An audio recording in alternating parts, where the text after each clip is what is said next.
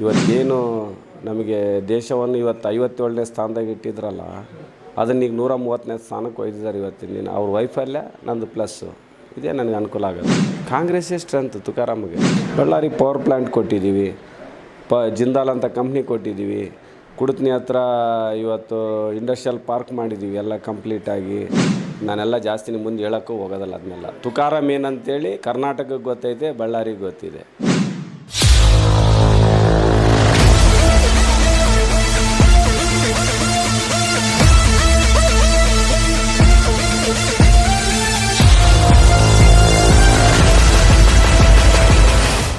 ಚೆನ್ನಾಗಿದೆ, ಜನ ಬದಲಾವಣೆ ಬಯಸಿದ್ದಾರೆ. ಸರ್, ಮುಖ್ಯವಾಗಿ ಏನು ಅಜೆಂಡಾ ಮೇಲೆ ತಗೊಂಡು ಓಟ್ ಕೇಳ್ತಾರೆ? ಈ ಸ್ವಾತಂತ್ರ್ಯ ನಂತರ ದಿನಗಳಲ್ಲಿ ಕಾಂಗ್ರೆಸ್ ಏನು ಪ್ರಣಾಳಿಕೆ ಮೂಲಕ ನುಡಿದಂತೆ ನಡ್ಕೊಂಡಿದೆ, ಅದೇ ನನ್ನ ಸ್ಟ್ರೆಂತು. ಇವತ್ತೇನು ನಮಗೆ ದೇಶವನ್ನು ಇವತ್ತು 57ನೇ ಸ್ಥಾನದಾಗ ಇಟ್ಟಿದ್ರಲ್ಲ, ಅದನ್ನೀಗ 130ನೇ ಸ್ಥಾನಕ್ಕೆ ಒಯ್ದಿದ್ದಾರೆ. ಇವತ್ತಿನ ದಿನ ಅವ್ರ ವೈಫಲ್ಯ ನಂದು ಪ್ಲಸ್ಸು, ಇದೇ ನನಗೆ ಅನುಕೂಲ ಆಗೋದು. ತುಕಾರಾಮ್ದು ಸ್ಟ್ರೆಂತ್ ಕಾಂಗ್ರೆಸ್ ಸ್ಟ್ರೆಂತು. ಕಾಂಗ್ರೆಸ್ಸೇ ಸ್ಟ್ರೆಂತ್ ತುಕಾರಾಮ್ಗೆ.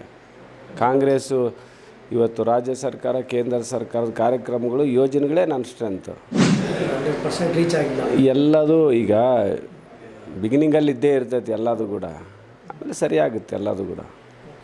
ಬಳ್ಳಾರಿ ಪವರ್ ಪ್ಲ್ಯಾಂಟ್ ಕೊಟ್ಟಿದ್ದೀವಿ, ಜಿಂದಾಲ್ ಅಂತ ಕಂಪ್ನಿ ಕೊಟ್ಟಿದ್ದೀವಿ, ಕುಡತ್ನಿ ಹತ್ರ ಇವತ್ತು ಇಂಡಸ್ಟ್ರಿಯಲ್ ಪಾರ್ಕ್ ಮಾಡಿದ್ದೀವಿ, ಎಲ್ಲ ಕಂಪ್ಲೀಟಾಗಿ. ಆಮೇಲೆ NMDC ಅಂತ ಕಂಪ್ನಿ ಕೊಟ್ಟಿದೆ ಕಾಂಗ್ರೆಸ್ಸು. ಇದೆಲ್ಲ ಔದ್ಯೋಗೀಕರಣಕ್ಕೆ ಕೊಟ್ಟಿದೆ, ಕಾಲುವೆಗಳು ಮಾಡ್ತಿದ್ದಾರೆ, ನೀರಾವರಿ ಕಾರ್ಯಕ್ರಮಗಳು ಮಾಡಿದ್ದಾರೆ. ಸೋನಿಯಾ ಗಾಂಧಿ ಮೇಡಮ್ ಅವ್ರ ಪ್ಯಾಕೇಜ್, ಹೆಲ್ತು, ಎಜುಕೇಷನ್, ಇನ್ಫ್ರಾಸ್ಟ್ರಕ್ಚರು ಧೈರ್ಯವಾಗಿ ಹೇಳ್ತಿದ್ದೀವಲ್ರಿ ನಾವು. ಅವ್ರಿಗೆ ಹೇಳಂತ ಹೇಳ್ರಿ ಧೈರ್ಯವಾಗಿ 10 ವರ್ಷದಾಗ ಏನು ಕೊಟ್ಟಿದ್ದಾರೆ ಅಂತೇಳಿ. ಏನಾದರೂ ಅವರು ಮ್ಯಾನಿಫೆಸ್ಟೋ ಬಗ್ಗೆ ಮಾತಾಡಿದ್ರ?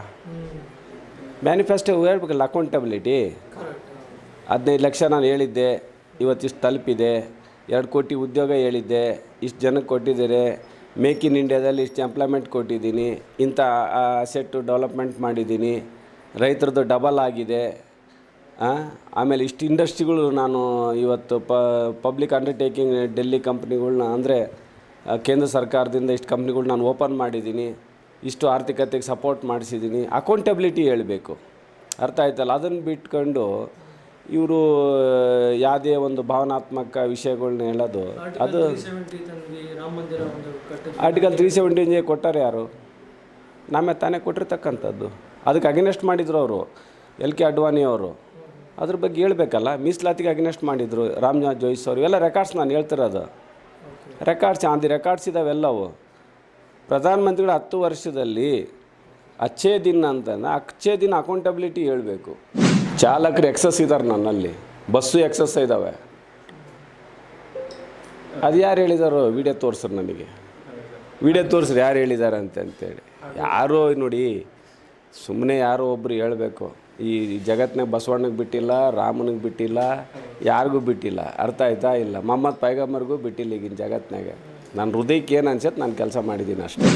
ಆತೇನಿದ್ರೆ ಯಾರು ಮಾಡಿದ್ದಾರೆ, ಏನಿದ್ದಾರೆ ಅಂತ ಜಗತ್ತಿಗೆ ಗೊತ್ತೈತೆ. ನಾನೆಲ್ಲ ಜಾಸ್ತಿ ಮುಂದೆ ಹೇಳೋಕ್ಕೂ ಹೋಗೋದಲ್ಲ ಅದನ್ನೆಲ್ಲ. ತುಕಾರಾಮ್ ಏನಂತೇಳಿ ಕರ್ನಾಟಕಕ್ಕೆ ಗೊತ್ತೈತೆ, ಬಳ್ಳಾರಿಗೆ ಗೊತ್ತಿದೆ. ಅರ್ಥ ಆಯ್ತಾ? ಇಲ್ಲ, ಅದನ್ನೇ ಅಸೆಂಬ್ಲಿಯಾಗ ಮಾತಾಡಿದ್ನಲ್ಲ ಅವನೇ ಅವಾಗಲೇ ಹೇಳ್ಬೋದಾಗಿತ್ತಲ್ಲ. ಬೆಳಗಾಂ ಅಸೆಂಬ್ಲಿಯಾಗ ಮಾತಾಡಲೇನ್ರಿ ನಾನು? ಎಳೆ ಎಳೆಯಾಗಿ ಬಿಚ್ಚಿ ಹೇಳಿದ್ದೀನಿ ನಾನೆಲ್ಲ. ಅದು ಎಲ್ಲಿ ಎಷ್ಟು ಬೆಳಿಕೇರಿಗೆ ಹೋಯ್ತು, ಎಷ್ಟು ಆಂಧ್ರ ಪರ್ಮಿಟ್ಗಳು ಹೋಗಿದೆ ಎಲ್ಲ ಹೇಳಿದ್ದೀನಲ್ಲ. ಉತ್ತರ ಕೊಡಬೇಕಾಗಿತ್ತಲ್ಲ ಮತ್ತು ಅಸೆಂಬ್ಲಿಗೆ. ಅಸೆಂಬ್ಲಿಗಿನ್ನ ದೊಡ್ಡದು ಯಾವುದೂ ಇಲ್ಲಲ್ಲ. ಮತ್ತು ಸುಮ್ಮನೆ ಅಂತ ಬೇಸ್ಲೆಸ್ ಆರೋಪ ಮಾಡಬಾರ್ದು. ಅವ್ರಿಗೆಲ್ಲ ನೋಡಿ ಪೊಲಿಟಿಕಲ್ ಕಲ್ಚರ್ ಇಲ್ಲ. ನಮಗೆ ಒಂದು ಪೊಲಿಟಿಕಲ್ ಕಲ್ಚರ್ ಇದೆ. ಜನಕ್ಕೆ ಸಂದೇಶ ಕೊಡೋಂಥ ವಿಷಯ ಮಾತಾಡ್ರಿ. ಅರ್ಥ ಆಯ್ತಾ? ಇಲ್ಲ, ಅದೇ ವಾಷಿಂಗ್ ಮಿಷಿನ್ ಅಂತ ಹೇಳಿದ್ವಲ್ಲ ನಾವೆಲ್ಲರೂ ಕೂಡ. ಫಸ್ಟು ಅವರೆಲ್ಲ ಶುದ್ಧ ಇರ್ತಾರೆ. ಯಾವಾಗ ತಗೊಂಡು ಕೂಡಲೇ ಅವರು ನಿರ್ಮಾ ಸೋಪ್ ಇದ್ದಂಗೆ, ಅವರು ನಿರ್ಮಾ ಪೌಡ್ರು. ನಿಮ್ಮದೇ ಕ್ಷೇತ್ರದ ಸಂಡೂರಿಂದ ಎಷ್ಟು ಒಂದು ಲೀಡ್ ಕೊಡಬಹುದು ಸರ್? ನೋಡಿ, ನಾನು ಜನಕ್ಕೆ ಬಿಟ್ಬಿಡ್ತೀನಿ ಅದನ್ನೆಲ್ಲ. ನನಗೆ ಪಕ್ಷ ಇವತ್ತು ಕ್ಯಾಂಡಿಡೇಟ್ ಮಾಡಿದೆ, ಎಲ್ಲರೂ ಅವ್ರ ಪಾಲಿಗೆ ನನ್ನ ಹಾಕಿದ್ದಾರೆ, ಅವರು ತೀರ್ಮಾನ ಮಾಡ್ತಾರೆ. ನಾನು ಸಂವಿಧಾನದ ವ್ಯವಸ್ಥೆಗೆ ಹೋಗೋಣ. ನಾನೆಲ್ಲ ನಿಮ್ಮದೇ ಒಂದು ಪ್ರಣಾಳಿಕೆ ಬಳ್ಳಾರಿಗೆ ಇದೆ ಸರ್? ನಾನು ಕೇಂದ್ರ ಸರ್ಕಾರದ್ದು ನೋಡ್ರಿ, railway programmes, road programmes, health, education, ಇಂಥವನ್ನೆಲ್ಲ ಏನೇನು ಕೇಂದ್ರ ಸರ್ಕಾರದಿಂದ ಬರೋವಿದ್ದಾವೆ, ರಾಜ್ಯ ಸರ್ಕಾರದ ಜೊತೆ ಕೆಲಸ ಮಾಡೋವಿದ್ದಾವೆ. ಮುಂದಿನ ದಿನಗಳಲ್ಲಿ ಅದು ಮಾಡ್ತೀನಿ ನಾನು. ರಾಜ್ಯಕ್ಕೂ ಅನ್ಯಾಯ ಆದರೆ ನಾನು ಮಾತಾಡ್ತೀನಿ. ಈ ಬರ ಪರಿಹಾರದ್ದು ಸುಪ್ರೀಂ ಕೋರ್ಟಿಗೆ ಹೋಗೋವಾಗ ಹಣೆ ಬರ ಬಂತು ನಮ್ದು ಎಲ್ಲದು ಕೂಡ ಈ ಪರಿಸ್ಥಿತಿಗೆ ಬಂದಿದೆ. ಇತಿಹಾಸ ಪುಟದಲ್ಲಿ ಯಾವುದೂ ಇಂಥದ್ದು ಆಗಿರಲಿಲ್ಲ. ಇಂಥವನ್ನೆಲ್ಲ ನಾನು ಪಾರ್ಲಿಮೆಂಟಲ್ಲಿ ಧ್ವನಿ ಎತ್ತ ಕೆಲಸ ಮಾಡ್ತೀನಿ.